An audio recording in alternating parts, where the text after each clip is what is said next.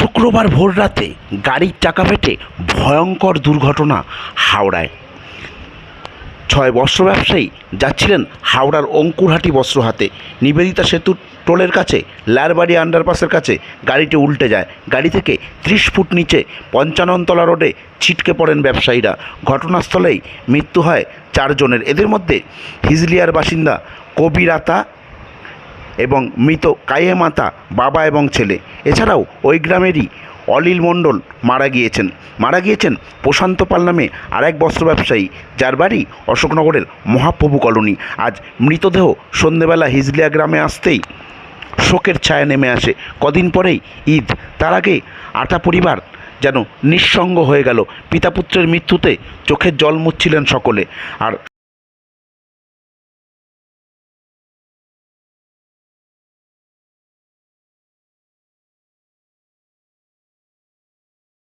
শেষ হয়ে গেল, বাপ বেটা এবং ওইদিকে আর একজন। কিভাবে এদের পাশে থাকবেন?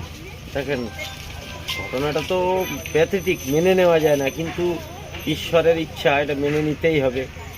আমরা কিভাবে পাশে থাকবো সেটা আমরা এই মুহূর্তে বোঝাতে পারছি না। মানে আমরা নিজেরাও অনুভব করতে পারছি না যে এই কিছুদিন আগে ছেলেটার বিয়ে হলো, আমরা এসছিলাম, সপরিবারে এসছি। মানে এটা মানে ভাষায় প্রকাশ করা যাচ্ছে না। এটা এমন একটা ঘটনা, মেনে নেওয়া খুব মুশকিল। কিন্তু এখানে বাপ বেটা দুজন মারা গেল, ওখানে যে মারা গেল তার নাম কি? ওটার নাম হচ্ছে কায়েমার। এরা সবই কি আত্মীয়? গ্রামের বাসিন্দা, একসঙ্গে এইভাবে হাটে যাচ্ছিল। হ্যাঁ, অনেকগুলো লোক একসঙ্গে যায় এক গাড়িতে, ওদের একটু সেফ হয়,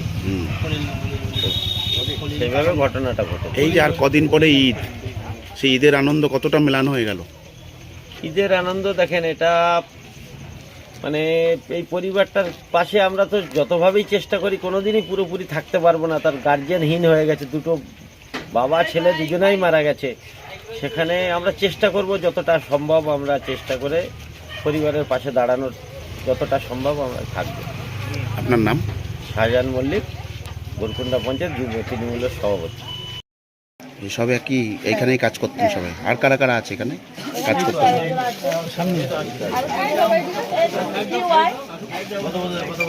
সব একদম নিঃসহায় হয়ে গেলেন, তাই তো? চলে গেছে।